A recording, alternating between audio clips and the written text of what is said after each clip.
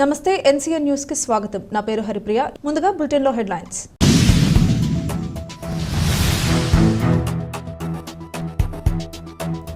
జిల్లా వ్యాప్తంగా 220 రైతు సేవా కేంద్రాల ద్వారా కొనుగోళ్లు. Joint collector S Chinnaramudu.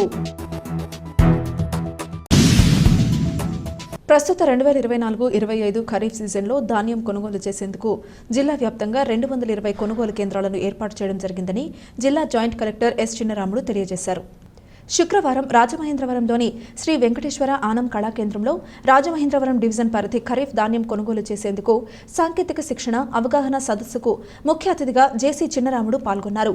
ఈ సందర్భంగా జాయింట్ కలెక్టర్ చిన్నరాముడు మాట్లాడుతూ ధాన్యం కొనుగోలు చేసేందుకు రాష్ట్ర ప్రభుత్వం నిర్దేశించిన మార్గదర్శకాలను ఖచ్చితంగా పాటించడం, సాంకేతిక పరిజ్ఞానాన్ని పూర్తి స్థాయిలో ఆకళింపు చేసుకోవాలన్నారు. ధాన్యం సేకరణ సందర్భంలో విశ్లేషణ, నాణ్యతా ప్రమాణాల విషయంలో హేతుబద్ధత పాటించాలన్నారు. ఇందుకు సంబంధించి విధి విధానాలు రూపొందించడం జరిగిందన్నారు. ఇప్పటికే రైతుల వారీగా మిల్లులకు ట్యాగ్ చేయడం జరిగిందన్నారు.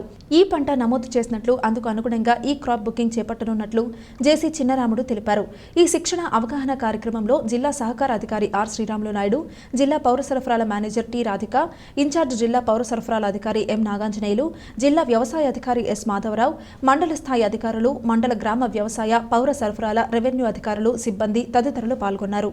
రెవెన్యూ వాళ్ళది మనకే సంబంధం లేదు, అగ్రికల్చర్ వాళ్ళంతా చూసుకోవాలని ఆ విధంగా ఉండకూడదు. కాబట్టి ముఖ్యంగా దీనికి అందరికీ మండలంలో టీం వచ్చేసి తహసీల్దార్ గారు. తహసీల్దార్స్ అందరూ కూడా ప్రతి ఒక్క పీపీ సెంటర్స్లో గన్ని బ్యాగ్స్ వచ్చాయా రాలేదా, అన్ని వస్తువులు ఉన్నాయా లేవా, కంప్యూటర్స్ పనిచేస్తుందా లేదా, ప్రింటర్స్ ఉందా లేదా, ఇవన్నీ కూడా వాళ్ళకు మినిమం స్టేషన్ ఉందా లేదా అనేది కూడా చూసుకోవాలి. ఎందుకంటే చిన్న కారణం వాళ్ళకు కొన్ని సందర్భాల్లో ఎవరు కూడా మాటినారు, వినకపోవడం చేత వాళ్ళు ఏం చేయలేని పరిస్థితులు ఉంటారు. కాబట్టి మండలి టీంకి వచ్చేసి లీడర్ వచ్చేసి తహసీల్దార్ గారు, అలాగే ప్రతి ఒక్కరు కూడా మండలి టీం మీటింగ్ పెట్టుకోమని చెప్పాము. కొంతమంది పెట్టుకున్నారు, ఇంకా కొంతమంది పెట్టుకోలేదు. అలాగే మేము కూడా దాదాపు కొన్ని మండలాలు విజిట్ చేశాము. ఆ మండలాల్లో మన అగ్రికల్చర్ అసిస్టెంట్ అడుగుతున్నారు, అంటే విలేజ్ అగ్రికల్చర్ అసిస్టెంట్ ఈ గ్రామంలో ఈ మండలంలో 75 kg బ్యాగ్ అడుగుతున్నారు, పెడితే బాగుంటుందని అంటున్నారు. అలా కాకుండా గవర్నమెంట్ నామ్స్ మనం పాటిస్తామండి. అక్కడ పబ్లిక్ రైతులు అడుగుతున్నప్పుడు కూడా మనం అందరికీ న్యాయం చేయము. ఒక్కొక్క మండలానికి ఒక్కొక్క ఫార్ములా లేదు. స్టేట్ వైజ్ పాలసీ ప్రకారము గతంలో ఇచ్చేవాళ్ళేమో ఇప్పుడు ఆ విధంగా కాకుండా అందరికీ ఫార్మల్గా కామన్గా 50 kg అన్ని బ్యాగ్స్ సప్లై చేస్తారు. అది కూడా మిల్లర్సే చేస్తారు. కాబట్టి మిల్లర్స్ యొక్క డిమాండ్, మిల్లర్స్ యొక్క అవి రకరకాలు ఉంటుంది.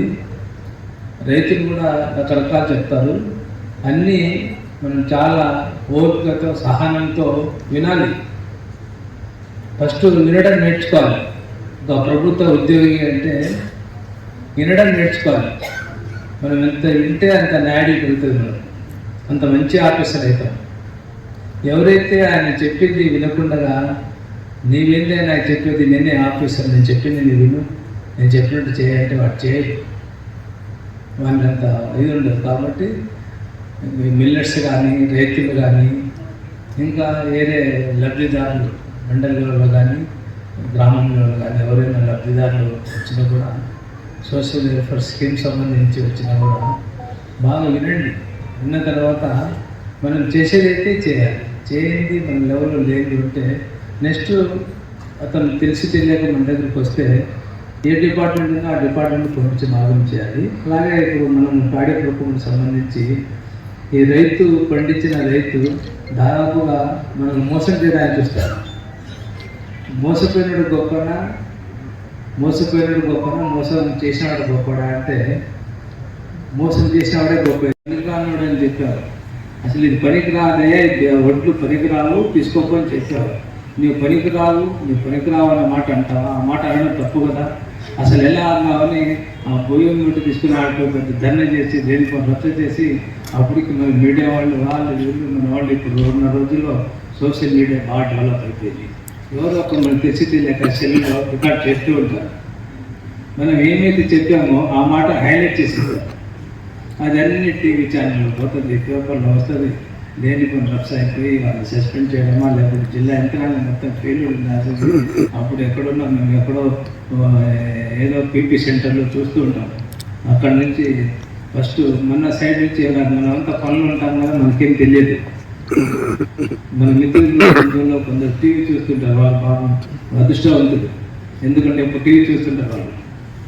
మనమంతా వాళ్ళంతా టీవీ చూస్తున్నాం, ఎవడో ఒకడు ఫోన్ చేస్తారు, ఒకసారి చేస్తారు కట్ చేస్తారు, 2 సార్లు చేస్తారు కట్ చేస్తారు, ఇంకా పదే చేస్తూ ఉంటే వీడు ఎందుకు చేస్తున్నాడు అనుకుంటారు.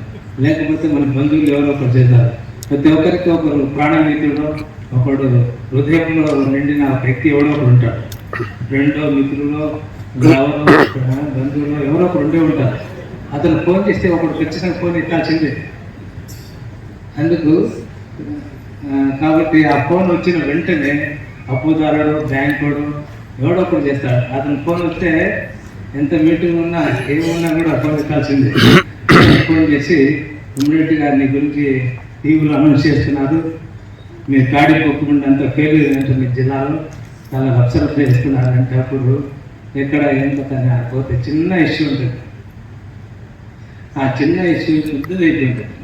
అప్పుడు జిల్లా యంత్రాంగం అంతా ఫెయిల్యూర్ అయిపోయి రప్స అయిపోయి స్టేట్ లెవెల్ ఆఫీసర్స్ వచ్చి ఎంత అంగభంగం అవుతుంది. కాబట్టి దీని అన్నింటికీ ఎందుకు ఉదాహరణ చెప్తున్నానంటే అక్కడ తీసుకురాకుండా పని అయినా కాకపోయినా పర్వాలేదు, కానీ ఏ ఒక్క మాట అన్పార్లమెంట్ పదం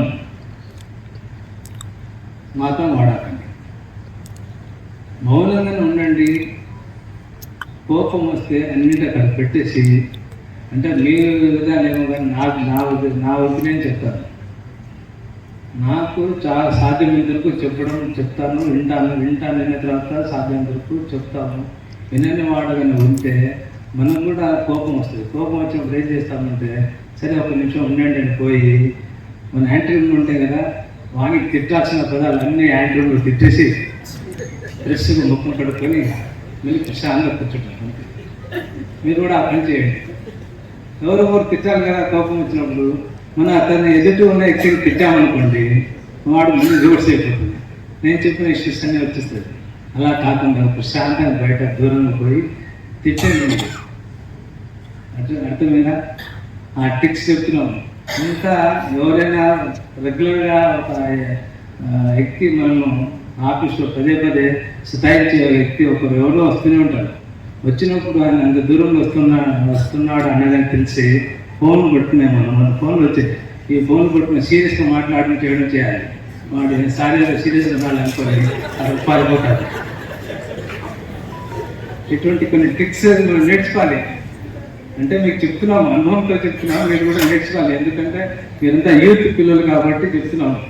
కాబట్టి ఇటువంటి కొన్ని ట్రిక్స్ నేర్చుకుంటే మనం సామరస్యంగా స్మూత్